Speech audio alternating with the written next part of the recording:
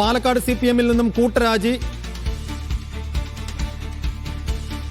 ഉദുങ്ങോട്, AKG Nagar, EMS Nagar, Vennakkara ബ്രാഞ്ചുകളിൽ നിന്ന് 21 പേർ party അംഗത്വം ഒഴിഞ്ഞു. നിരവധി അനുഭാവികളും പാർട്ടി വിടാൻ ഒരുങ്ങുകയാണ്. ജില്ലാ സെക്രട്ടറിയുമായി അഭിപ്രായ ഭിന്നതയെ തുടർന്ന് പാർട്ടി വിട്ട കൗൺസിലിൽ അബ്ദുൽ ഷുക്കൂറിന് ഐക്യദാർഢ്യം പ്രഖ്യാപിച്ചാണ് കൂട്ടരാജി. സാജിദ് അജ്മൽ വിശദാംശങ്ങൾ നൽകും. സാജിദ്, ഈ ഷുക്കൂറിന്റെ രാജി ഒരു കൂടുതൽ പൊട്ടിത്തെറികളിലേക്ക് നീങ്ങാൻ സാധ്യതയുണ്ട് എന്ന് അന്ന് തന്നെ സാജിദ് സൂചിപ്പിച്ചതാണ്.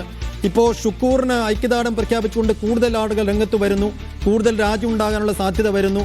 ഇത് ഈ സമയം ഇടപെട്ടവരൊക്കെ പിന്തിരിപ്പിക്കാൻ നേതൃത്വത്തിന് കഴിയില്ല. എന്താണ് അവിടെ സംഭവിക്കുന്നത്? സൈഫുദ്ദീൻ, പാലക്കാട് നഗരത്തിലെങ്കിലും വലിയ പ്രതിസന്ധിയിലേക്ക് CPM പോവുകയാണ്.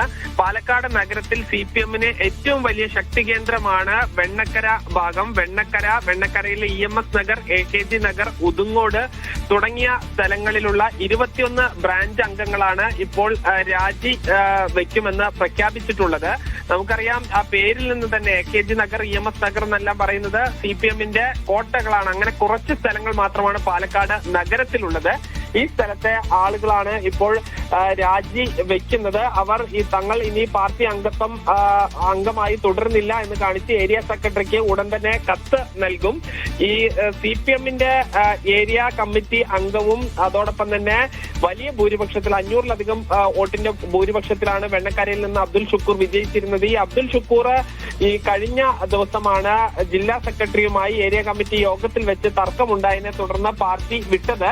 ഈ ഷുക്കൂറിന് ഐക്യദാർഢ്യം പ്രഖ്യാപിച്ചുകൊണ്ടാണ് ഇപ്പോൾ കൂട്ടരാജിയിലേക്ക് പോകുന്നത്. ഇത് ഏതെങ്കിലും തരത്തിൽ പരിഹരിക്കുമോ എന്നുള്ളതാണ് ഇനി കാത്തിരുന്ന് കാണേണ്ടത്.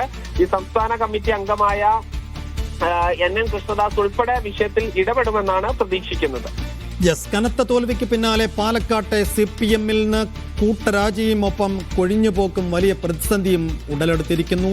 EMS നഗർ, AKG നഗർ എന്നൊക്കെ പേരിലുള്ള CPM-ന്റെ വലിയ ശക്തി കേന്ദ്രങ്ങളിലാണ് ഈ കൊഴിഞ്ഞുപോക്ക് എന്നതും ശ്രദ്ധേയമാണ്. സാജിദ് അജ്മൽ വിശദാംശങ്ങൾ നൽകിയത്.